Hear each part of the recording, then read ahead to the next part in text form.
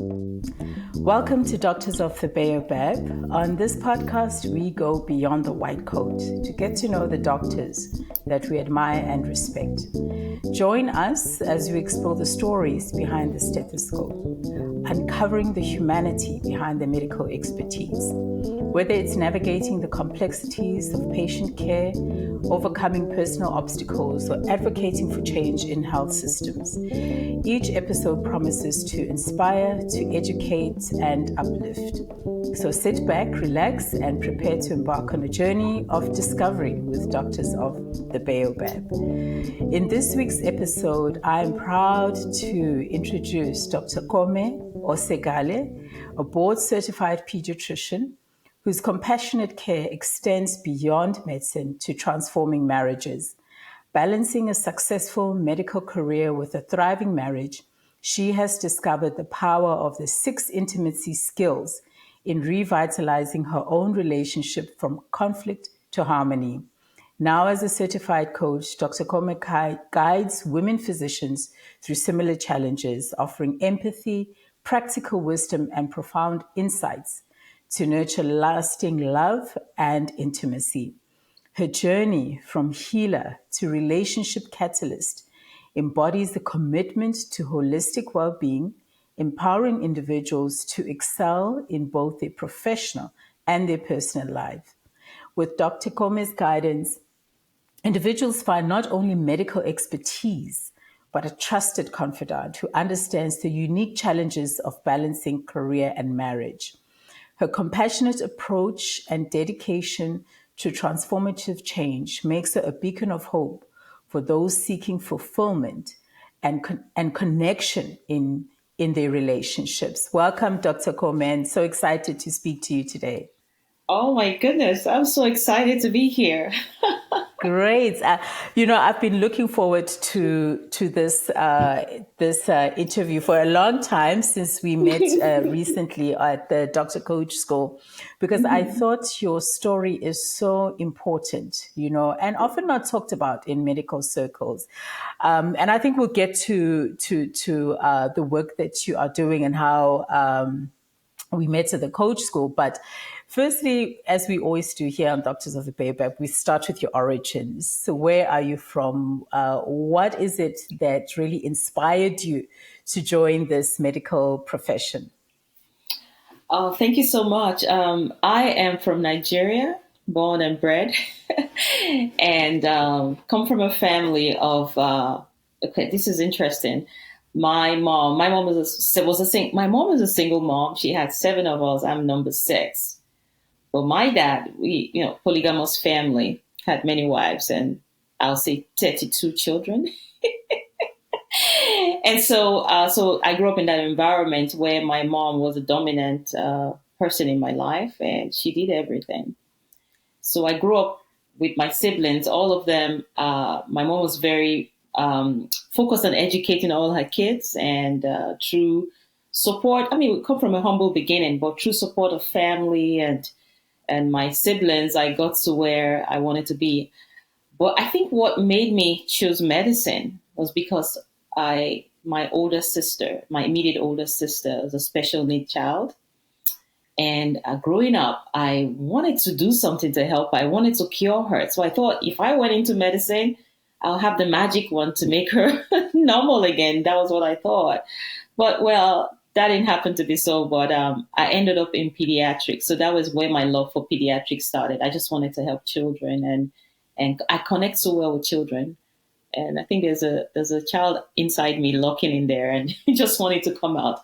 But anyway, so that was what led me to medicine. And in Nigeria, you're either a doctor, a lawyer, or engineer, nothing else, right? So so that was when my journey started. I went to boarding school and did very well. I was a very focused student, and my classmates would tell you that. And then went to medical school, the famous University of Lagos, College of Medicine, University of Lagos. And I graduated from there in 98. And not long after, got married to my sweetheart. But one of the things graduating, you have to go back to train as in a specialty that you love, which was pediatrics.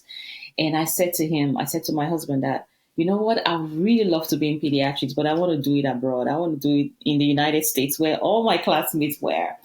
And so that was where our journey began, and did all the work, supported me, and I came over to the United States and went through the loop that a lot of immigrants go through, trying to prepare for the board, the USMLE, and trying to find my feet in a new culture, and with two children as well, with my husband's support. And thank be to God, I got into residency training in New York City and started the journey. It was a grueling experience. I know you know about residency training. And so doing residency and with two children and with a husband who was running his own business and coming back and forth to be with us.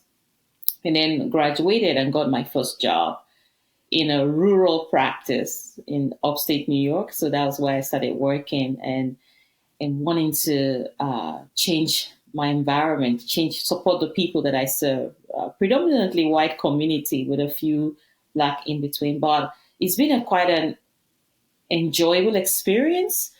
But inside this enjoyable experience, I had challenges that has shaped me to become the woman that I am, the physician that I am, the wife, the mother, the friend, and the sister that I am today. So yeah, that's just my journey in a capsule. But there's much more to the story.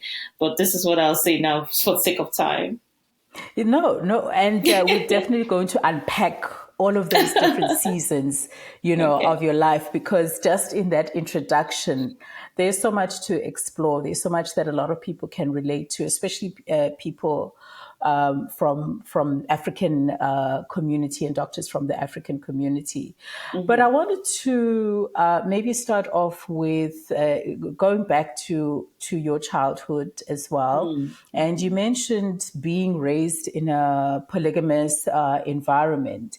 And later on, as a married woman, how did that experience as being a child in that marriage structure, which is very common, of course, in so many societies. How did that shape your views on marriage? I'm curious about that. Oh, interesting. I didn't want to get married. I was like, it's not okay. So my dad, we didn't live together, but I knew him. I spent holidays with him, and I saw the other wives and the other kids, and it seemed the feeling like I wasn't wanted was there. The feeling, and then in the culture also, it was the male child was preferred to the female child. And so the story of my birth was my mom had given birth to the third girl. And my father said, oh, no, this is not a boy. I want a boy. So I grew up wanting to be a boy, like didn't like myself. And then I grew up also thinking that I wasn't wanted. And then I had to prove myself, that I'm worthy of being, who I am. And I think that's also the fire under my feet to succeed. And I remember my mom telling me, don't trust any man. So that is the background in my head. Oh, yeah, there's a whole lot to unpack from that. But those were the founding thoughts that I had. I was going to succeed. I was going to do very well. And I was not going to be, no man is going to control me. And that was it. Mm-hmm. And so that drive, is it something that impacted your experience at medical school as well? What did you draw on to get through medical school? And with every doctor that I speak to, we are all in agreement. Whether you trained in Nigeria, in Kenya, in South Africa, in the US, medical school is grueling. What was driving you to get through that training? Okay, so what drove me through first of all, it was the desire to serve. I wanted to heal my sister. That was one thing in the back of my mind, and people like her. Then secondly, there was a lot of investment put into me by my family. Like I told you, we're from a humble background. So there was my mom struggling to help see me through school. There were my sisters and my brothers and family members. So I I couldn't fail them. I couldn't not say that I didn't pass my exam because there were so many people invested in me. So that was the push, that was the drive, but also an internal desire to succeed because I wanted to be better than my mom. I didn't want to live like her, but I want to be better. So, and that was her vision for me. So that was a lot of push to succeed. Yeah. And has that purpose and that sense of purpose evolved over the years? The sense of purpose is evolved, but it's still, I'll say it is evolved. It hasn't changed. It hasn't changed. I still want to do really well. I still want to serve, right? And I feel like there are still people who are looking up to me, who what I mean is my community is invested in me, and I want to be able to give back. So that drive I still have there. Tell us more about the community. One of the themes that we often talk about and comes out very strongly with doctors is the support systems that we have, and the support structures that we have, whether it's in the personal or in the professional life. So tell me a little bit more about the community, the mentors that you've had from your experience, both personally and professionally. Okay, so mentors that I have, I'll just say from the get-go, my mom, my older sisters. And I grew up also in I'll call it a religious community church. I had such amazing mentors from the church who supported me and helped me. I met my husband in church anyway. So that's personal. And these friends are still friends over decades, 3 decades. They're still part of my life, our lives, right? With the professional, my classmates from medical school, I have a community with them. We're thriving, we're really strong connection there. And when I came to the United States, it was my friends, my classmates who supported me, helped me to get into residency training. So that's, and then where I live, my neighbors, my support structure as well. And then even at my job, it's amazing the community that I live. I have support from them as well. So I'll say that, yeah, these are the communities that I had to work with and that have been with me all this time. But you see, at each phase, they were different. Okay, they're different. The structures I had in Nigeria growing up, it was because you're among your people, you connect, and then. When I was in medical school, I got support. And then when I got married, there was my mother-in-law. There, I had babysitters. I didn't have to pay. I didn't have to worry. There were people all supporting me. But when I migrated, it was different. It was different. And I had to learn. I had to learn to depend on myself. I had to learn to do a lot of things that I wasn't, paid babysitters to take care of the kids, drop the kids at daycare. It was hard. It was hard. But as I learned, and then I didn't have the support that I had when I was back home in Nigeria. So I had to do a lot of things on my own, and that was difficult. That was difficult. So I had a lot on my plate. I had, for example, when I was in residency, I had the residency work to do. I had the children's stuff to do. There was a baby, there was a nanny to manage. It was difficult. I don't know how I managed all those things on my plate, but thank God I'm here. I did manage it, and but it was hard. Yeah, and with that experience, and speaking to me as also a recent immigrant, right, this is why I was really drawn to your story, because the adjustment you sometimes don't anticipate, what the journey will look like, and I'm assuming it's going to be very different for different people. But looking back at your own experience, and as you know, there are many doctors, especially from where we come from, who are considering immigration, maybe alone or as a couple. What kind of suggestions, based on your own experience and recommendations and advice, would you have for them to make that journey a little bit easier? How can they prepare for immigration? That is a huge question. That was a good question. So in our journey, my husband and our journey, we, my sister was already here in the United States, and so that was where I had the first support. Like I know I had a place to go to, and then I had to start, studying for the exams. I didn't know that those were stuff I had to do, but I got information from my classmates that those are the things I needed to do, right? Study for exams. I thought I would just study and pass the exams, like, oh, I'm smart, I'm a doctor. But no, the testing systems are different. The stuff I had learned from medical school, you know how it is, you forget. And so it was like starting school all over again. So go through step 1, step 2, step 3, sometimes fail. And then my husband had to, pay for all this stuff because I couldn't work. It was hard. And there was that pressure again. I didn't want to disappoint him because he had invested so much to help me to get to my dream. So I thought it was going to be 1 year. It took us more time than I thought. I had to go to Kaplan and learn and do those exams. And then we had to start applying for interviews.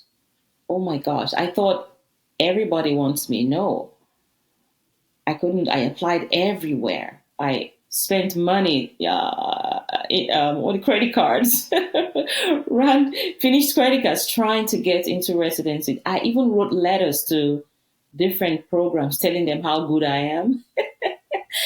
But it was through connections of friends that I I went for interviews. Maybe I didn't have, well, it was interviews more in New York. New York was more friendly towards immigrants. So, and then also I would say another thing that helped was connection to the Nigerian physicians in the Americas, AMPA. So through that connection, it was also part of how I got my first interview with this residency training, Bronx, Lebanon, Bronx Care. So that was where I got placement. So it took 4 years. The journey took 4 years. I thought it was going to take 1 year, but it took 4 years of toil and tears, but I didn't give up. I get the perseverance that I'm going to do something great, and in between that time, also doing odd jobs, trying to make ends meet. So it was a journey. So saying for the immigrant who's thinking of coming, I think you have to plan it. You have to get the right information about what it's like. It's not heaven over here.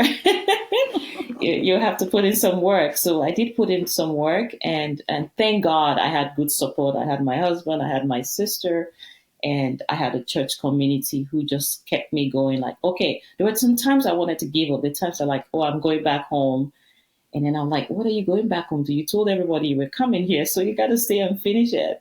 And so that was what I did. So what I'll say is get the right information. Information is key, and from the right people, and also keep within the laws, because there are people who were on this journey with me that decided to do different things to get to where they are, but they're not there. They're not, at least the desire, the goal was to get into residency and train. Some of them didn't get there. So I think I'm just one of the lucky ones, or I'll say that I was just favored to get to where I am today. So it is a tough journey, but it's doable with faith and perseverance. Yeah, that's what I'll say. That's so encouraging. That's really encouraging, because I think that's sometimes the side of the immigration story that doesn't get told about how difficult it is. It's only when we see the success of the Dr. Kome's down the line, and we take for granted that it must have been an easy journey. No doubt those types of issues cause a lot of strain, as you've said, on you personally, mentally, of course. And as a married woman, this definitely would have had some spillover into your marriage. So I want to go into the next phase now of your life, and which is the work that you're doing around marriage, right? So maybe you can start us off in terms of how you developed the concept. What are your experiences that have led up to this point? Okay, so the fact is, nobody gets trained how to be married. You prepare for marriage, you get there, and then nobody tells you how it is. There's no book, right? And I remember my mom telling me that it's a university that you never graduate from. Marriage is a university you never graduate from. But you see, so I'm married to an amazing man who loves me like dearly. He can take a bullet for me. That's how much trust and faith I had in him. And then so when I got to my dream job, right? Got my dream job, and we settled in, and he had put in all this effort for me to get here, and we finally came together with. So while I was in this process of getting certified and becoming a fellow in the American Academy of Pediatrics, being a board certified pediatrician, he was supporting and he was going back and forth, keeping his business in Nigeria and coming to visit. So while I managed everything, and finally when we got together, he left his business. We all came together, living together as a family because that's what I wanted. Everything looked great until it didn't look great. And the reason was I began to feel very unhappy. Now, I had gotten everything I wanted. I'm a pediatrician here. I got a big job, the big money, but I began to be unhappy because I was feeling overwhelmed with work, the responsibility I had as a physician. Not only that, I come home, and I guess because of how I had always been in charge and taking care of things, I was also doing everything at home. I didn't know how to ask for help because I'm the can-do girl, the superwoman. So I'll come back home and cook and clean and take care of the kids, make sure they're doing their homework, telling my husband what to do. I was in control, but I didn't realize that. And my husband would say, "Hey, you're talking to me like I'm a 9-year-old boy." I'm like, "What do you mean?" I thought I was doing everything right. In fact, I thought I was a perfect wife. But the way I talked to him, and I didn't realize I was disrespectful. And not only that, I was having a lot of resentment because I'm like, can't he see I have so much load? Why is he not helping? And, my husband was also busy at this time trying to set up himself. He was doing his MBA. It was a whole, and then he's a black man trying to fit into society, so it was a lot of hard things he had to face. I didn't see that. I felt like he should be quickly doing stuff, get on. And, so there was the struggle we started having. There was a money struggle as well. Now I was earning a lot and I wanted to control everything. And he's like, "You've forgotten where we came from. We were supposed to work together." I'm like, "No, remember that thing in my head. My mom told me, don't trust any man, have your own money." Right. So it became my money. It became mine. Right. And that was where the cracks started happening in the family. And there will be arguments. I'll go to work, serve my patients, look so good, put together, and I'll come home. And then there will be the arguments, and I'm not happy. And, there was a time, because of all these things going on, I noticed my husband began to withdraw. And I thought, oh, no, what is going on? And I'll start pursuing him. Why are you not coming home on time? Why, just many questions. And he would tell me, he said, "Kome, if you change, everything is going to be fine with our marriage." And I got so mad. And you know what conventional wisdom says? You take him to counseling, right? So I dragged him to counseling, thinking the counselor was going to change him for me, like tell him how good I am. And we were in counseling for a year. Now, rather than being together, we were further apart. And it wasn't working because we'll go to counseling and we'll fight all the way home. I'm like, what is going on? Now, tell me, you go to counseling and you bring each other down and say all the things you weren't doing 1 hour every week. How's that bringing you together? So that was how bad it was. And then I got to a point, I was like, I'm done. I can't live like this anymore. And so I asked for a separation, thinking that if we separated, then I won't feel this emotional pain. Now, all these things I was doing, it was costing me. I didn't realize how much it was costing me, because I was taking more hours at work just to be away from the pain at home. I'll do a lot of calls, like bury myself in my work to run away from my emotional pain. And it was impacting our kids as well. They started not doing too well at home and school, you know. And there was this shame I had, like, oh my God, I'm supposed to be the physician. I'm supposed to be having everything together. I can't tell anybody. I can't share my pain with anybody. I shared with a few friends, but, you know, it was kind of closed. And so we had a breakdown, and my husband decided to take a job abroad. It was when he left that I realized that, oh my God, this is not what I wanted. I want an intact family, but I didn't know how to be a wife, right? I still wore the same hat I wore at work. I came home and I was ordering everybody around. Like, I'll tell him, at 10 p.m. tonight, you're supposed to hang out with me and talk to me, okay? or this Saturday, we're supposed to have a couple's time together. Like, you know, who does that? But anyway, I did all that because that was me. And so when he left, I realized that, oh my God, this is not what I wanted. And I was searching, looking. I prayed a lot to God. And finally, someone had given me a book, The Empowered Wife, to read. I read the first page and I was like, what's this woman talking about? She's a white woman. She doesn't know what she's saying. I dumped the book. But when I got to this place, and you know the saying that when the student is ready, the teacher shows up. So I was at this place, and then I went back to my library and found the book, and I opened it. I'm like, oh my God, this woman is talking about me. And there she talked about the 6 intimacy skills, that there are skills you need in marriage, right? That will help you. And I was like, wow, I need to know. I read the book. I'm like, I can't implement this. I can't change my old ways of thinking. I need someone to help me. And so that's how I got a coach. A doctor who had been through the same path helped me, supported me, and taught me all I needed to know about the 6 intimacy skills. And as I began to practice, things began to change. Now, you see me looking all pretty. This wasn't me before, okay? No, I learned to start taking care of myself because I was running on an empty cup. And how can you give when you are empty?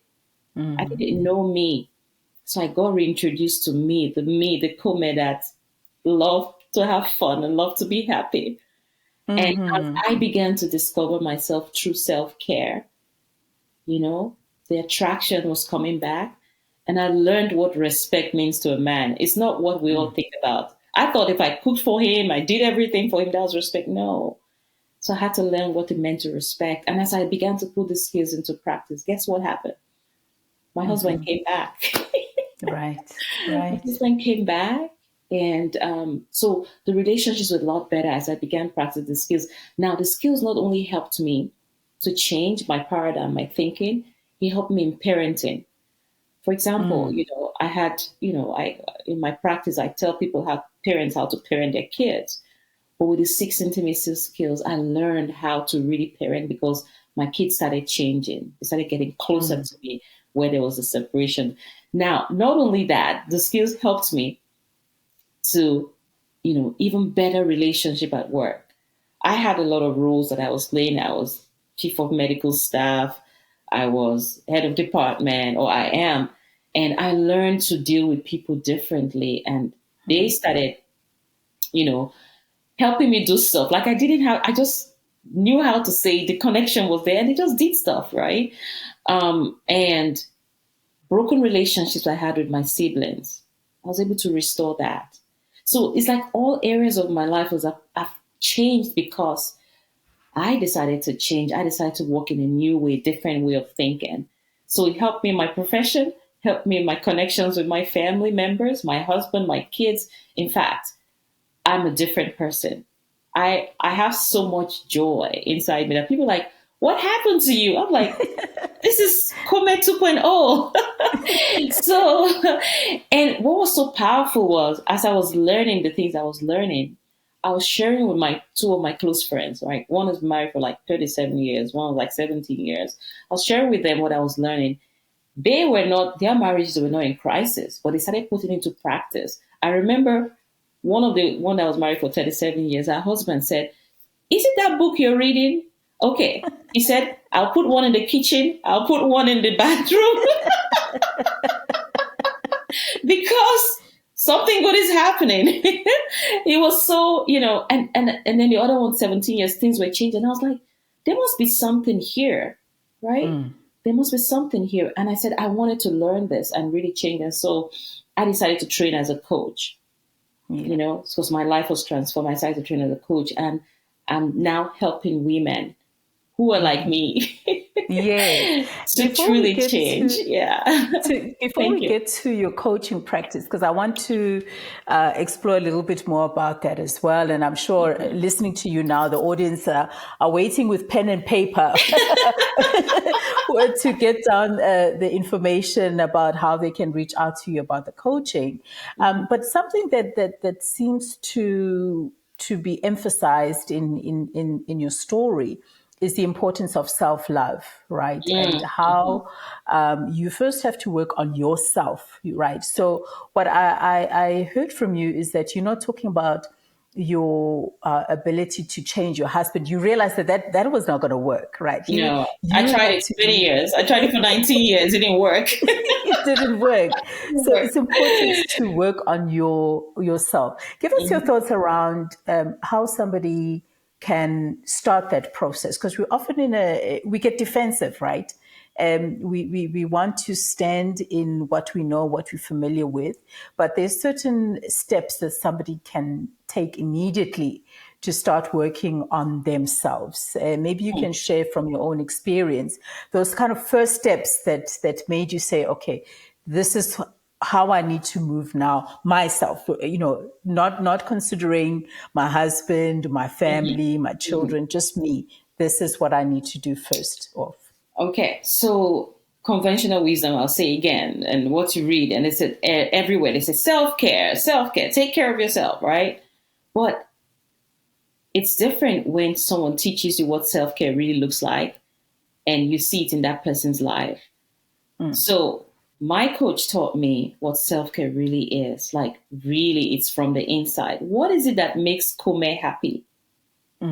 What is it that lights me up? And I had to sit down and think.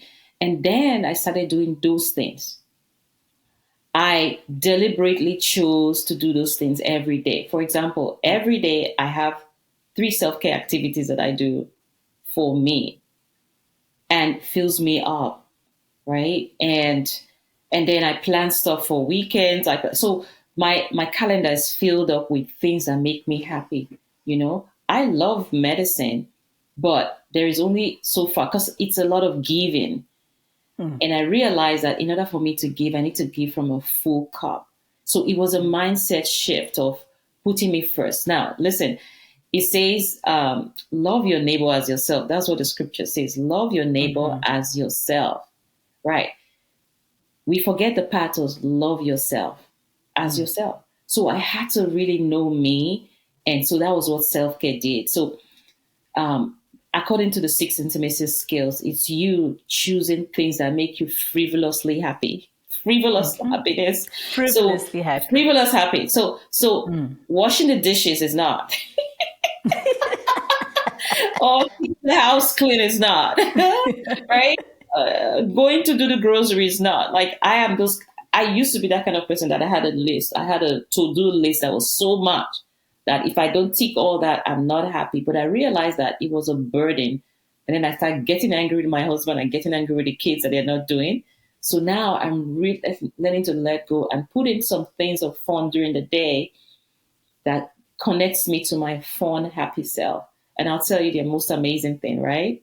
When I was a little kid, I used to dance and entertain the people around my community. And when I came to this point in my life, I'm like, oh my God, dancing makes me happy. So I put on that music and I dance. And I used to make home videos to share with my friends. I'm like, oh my God.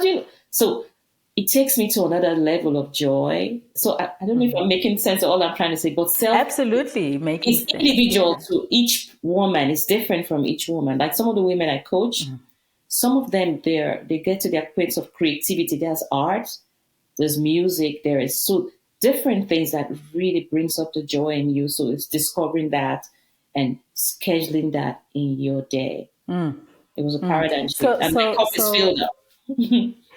That is so important. I think the issue of self-care, and I love what you said about that it looks different for everybody, right? So often people just assume self-care is you must go to a spa and get a massage and burn some candles and incense, but it's different for everybody. It's different for everybody, yeah. It's all about what you need as a person.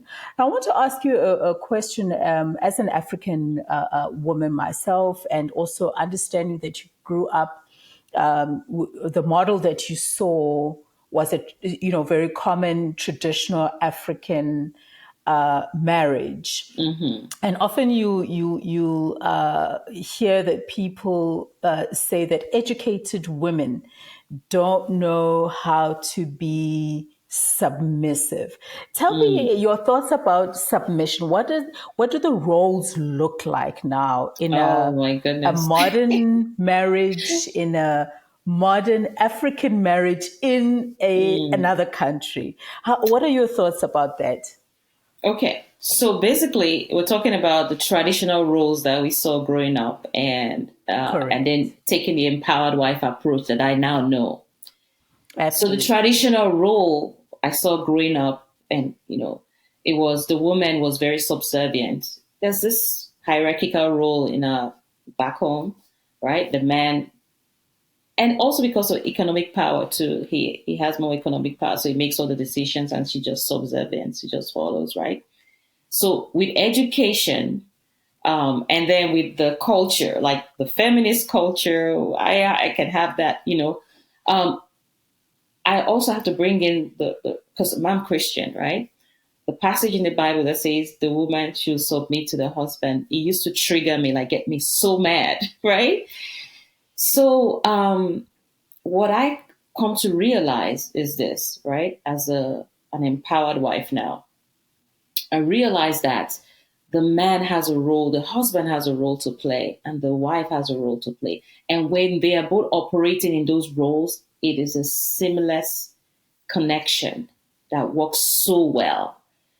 Now, another important thing that I didn't know, that the woman sets the tone, the wife sets the tone in the home. The wife has the power to set the tone in the home. That's the God's gift that God gave her. That's why she's called the helper. She's playing a very pivotal role. And so when I found my power in who I am and the intimacy skills, that changed everything. Now, I show respect to my husband, but that doesn't mean that I am subservient. I can't express my desires. No. Rather, with the way I am being my best self, he is wanting to please me all the time. He's like, I can't do enough. He's so attracted to me. So it is the mindset, is the mindset. So what I had to learn was, when I'm at work, I wear that professional hat. But when I go home, I want to wear my feminine hat. I want my husband to make smiling faces at me and bedroom eyes at me. That's what I want. I want to feel loved, cherished, and adored. That's what I want at home, right? So I had to change. I had to learn. So when I'm at work, I do the things. I use my masculine energy. And when I'm home, I change. I use the skills. And that has worked so powerfully. So you were talking about being submissive, right?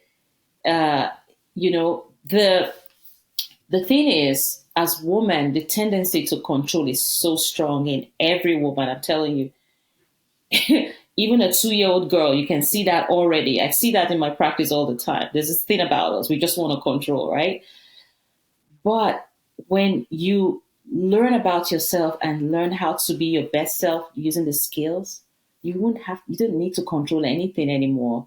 You just rest in who you are, and the magic happens. That's what I've come to learn. And that's what I teach my clients, and they are having successes in their marriage. So when the scripture says submit, right? I think the point is about relinquishing control. And that's a topic I teach, and I explain that what that really means is relinquishing control. For example, I don't tell my husband what he should do about his health because I'm the doctor. I know everything, right? I don't tell him. He's a grown man. He knows.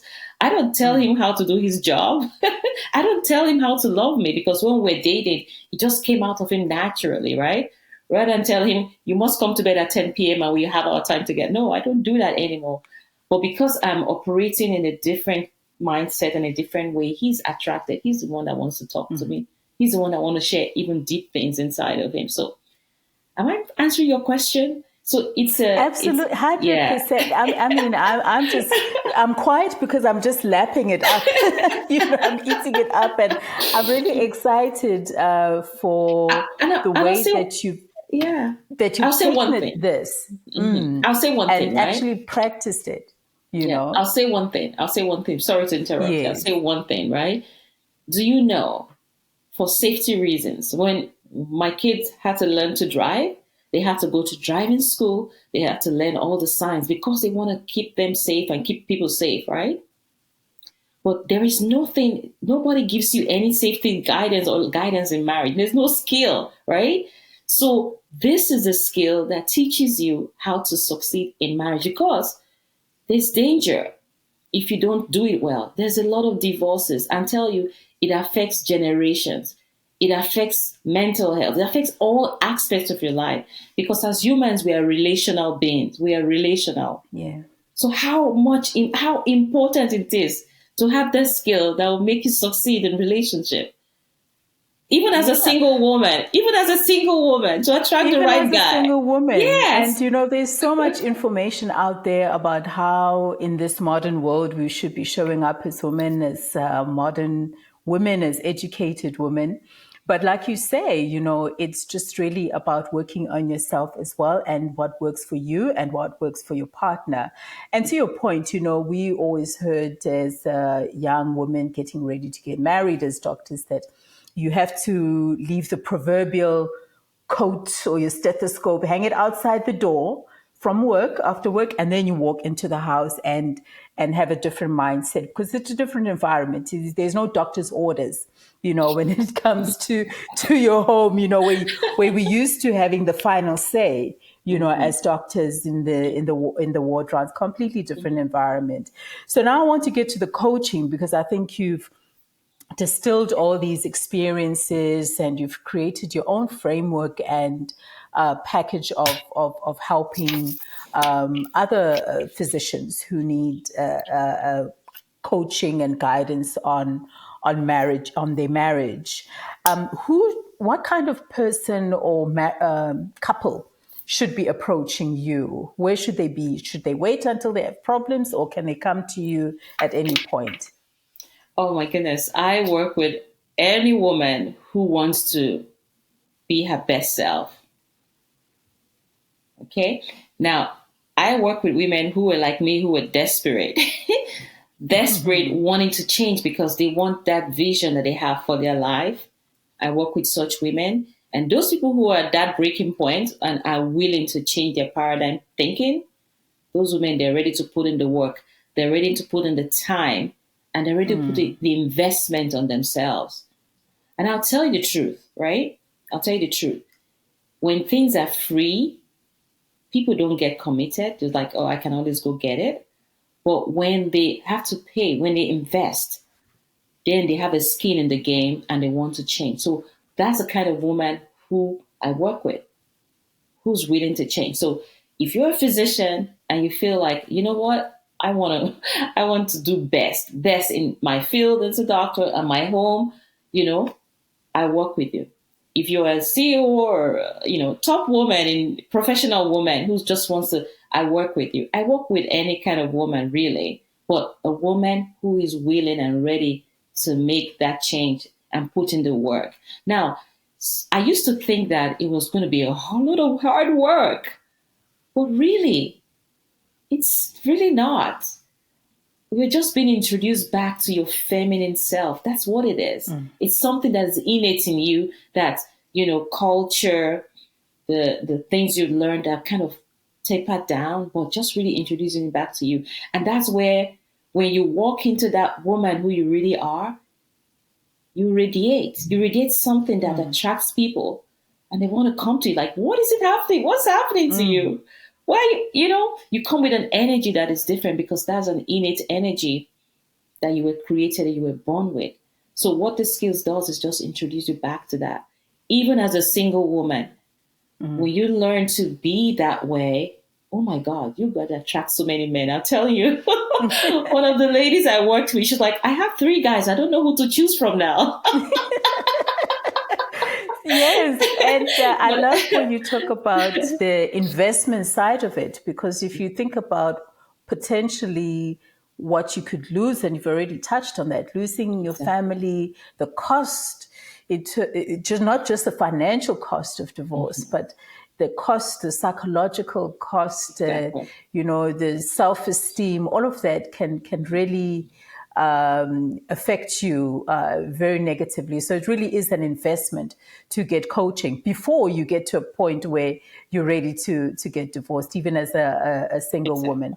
So those that are listening in the audience and want to work with you, how do they reach out to you? How do they contact you? Okay, so I have my website, and it's called Thriving Wives with Kome Oseghale, www.thrivingwives.com. And I'm on Facebook. I have a business page on Facebook, and I'm on Instagram as well. And I have a powerful Facebook group where I share all this wisdom and tips with women. And so you can learn more about my program at my website.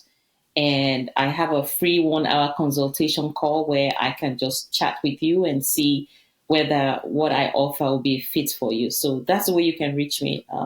You can DM me on Facebook as well. So yeah, thrivingwives.com. Okay. Yeah. And we'll definitely put all your name, or tag you rather, as well as your website and all that information in the show notes.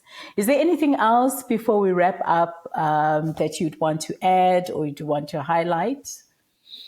Okay, so this is something that I had to understand for myself, that everybody's journey has been mapped out for them.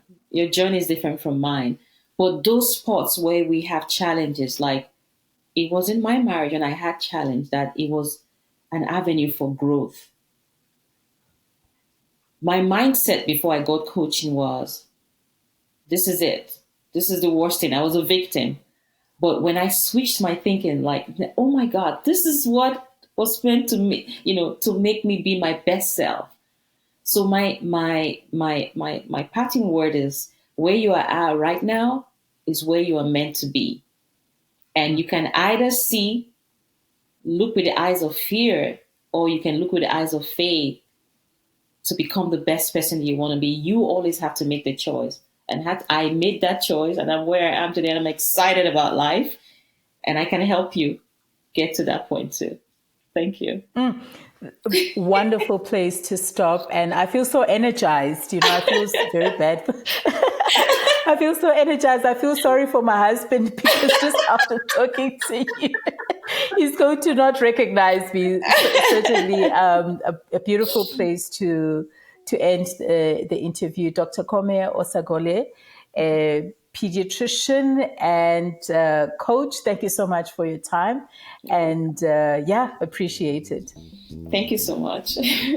And that wraps up another insightful episode of Doctors of the Baobab. I hope you found today's discussion both enlightening and empowering. Before we part ways, I want to extend a heartfelt invitation to all our audience. If you're a doctor, if you've been inspired by what you've heard today, and you're ready to take action towards positive change in your life, you can reach out to me at ubuntudoctorcoaching@gmail.com to learn more about coaching services and how we can embark on this transformative journey together. Don't forget to subscribe to the podcast so that you never miss an episode filled with valuable insights and strategies for personal growth. Sharing is caring, so if you know someone who could benefit from this discussion, be sure to spread the word and encourage them to tune in, and follow us on all our social media handles on LinkedIn, Facebook, and Instagram. Join the conversation, share your thoughts, and also connect with like-minded individuals who are also on their journey towards living their best lives. Thank you for tuning in, and remember, every small step you take towards your goals is a victory worth celebrating. Until next time, keep striving, keep growing, and keep shining bright. Doctors of the Baobab, where medicine meets motivation.